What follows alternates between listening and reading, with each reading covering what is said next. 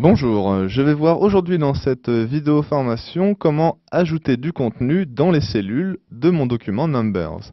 Alors actuellement je suis sur un document vierge et je souhaite ajouter du contenu donc dans les cellules présentes dans celui-ci. Afin de procéder à cet ajout, je vais choisir la cellule où je souhaite ajouter du contenu en cliquant dessus une seule fois.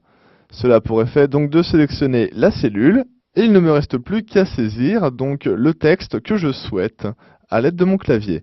Je vais saisir un mot comme par exemple tomate et je valide en appuyant sur la touche entrée de mon clavier. Et mon texte est donc bien intégré dans la cellule. Je peux également, en sélectionnant une seconde cellule, faire la même chose en ajoutant des numéros, comme par exemple 1. Si à présent je souhaite remplacer le contenu d'une cellule par une autre, j'ai la possibilité soit de cliquer dessus et de ressaisir directement mon texte, comme par exemple je vais saisir un autre mot comme, disons, salade. Voilà, et je rappuie sur la touche Entrée. Mais j'avais également l'option, en cliquant dessus, de passer par le petit menu, donc le petit champ de saisie que je trouve au-dessus, en cliquant une fois, et en supprimant simplement le mot actuellement contenu dans la cellule, et en le remplaçant. Je vais donc réécrire par exemple le mot tomate.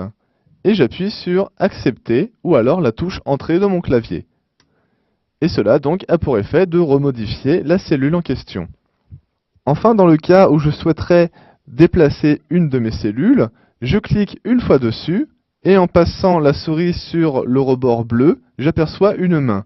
En gardant la souris appuyée et en déplaçant ce dernier, j'ai la possibilité donc de déplacer la cellule avec le contenu. Enfin, si je souhaite dupliquer le contenu d'une cellule, j'ai la possibilité, en cliquant sur le petit point en bas à droite dans l'angle de ma cellule, et en gardant appuyé, tout en faisant glisser, de dupliquer le contenu de la cellule. Donc autant de fois que je voudrais en fonction de la grandeur de ma sélection. Je vais me limiter par exemple à cette taille-là. Et j'ai à présent le mot tomate qui a été dupliqué un certain nombre de fois. Je peux également faire la même chose avec le numéro, et cette fois-ci, donc si je déplace vers le bas ou également vers la droite, cela a exactement le même effet, c'est-à-dire la duplication du numéro.